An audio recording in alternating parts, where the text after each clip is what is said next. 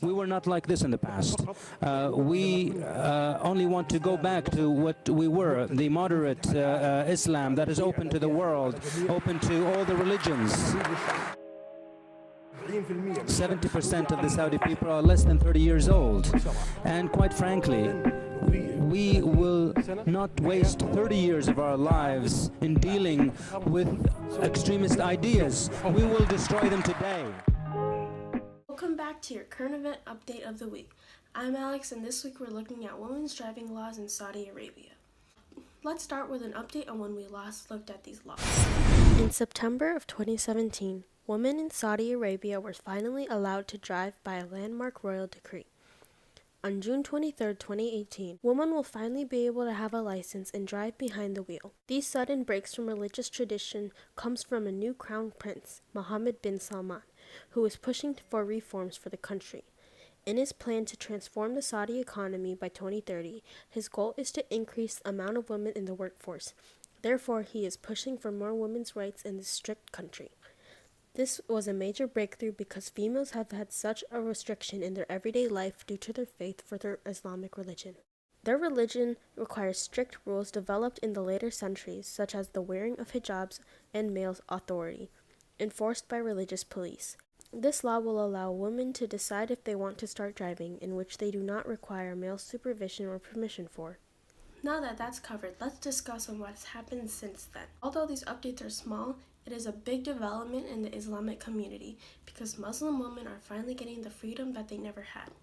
The mobile driving company Uber has started to hire its first female workers. The company based in Dubai, Careem, Uber counterpart, has also started to recruit women.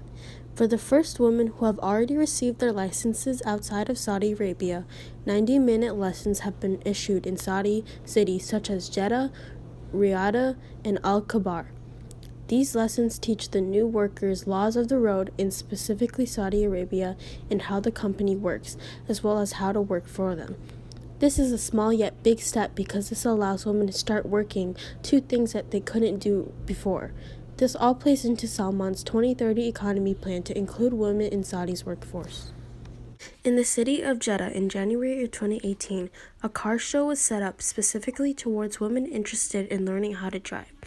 This show provided information from female sellers about fuel-efficient cars to educate those who will soon start driving in June.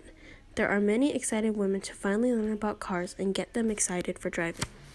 Not only are women driving and being a part of the workforce the only plans in Prince Salman's eyes, he actually has a bigger plan to bring the strict country of Saudi Arabia into the 21st century. These plans include lifting a 35-year ban on cinemas.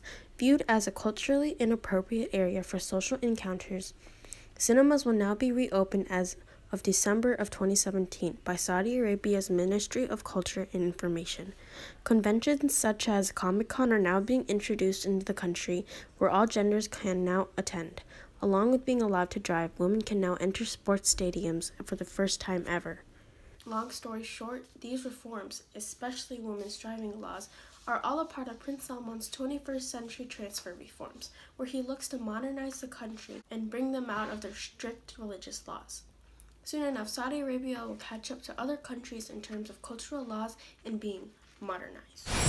Well, that's enough learning for today. Thanks for watching.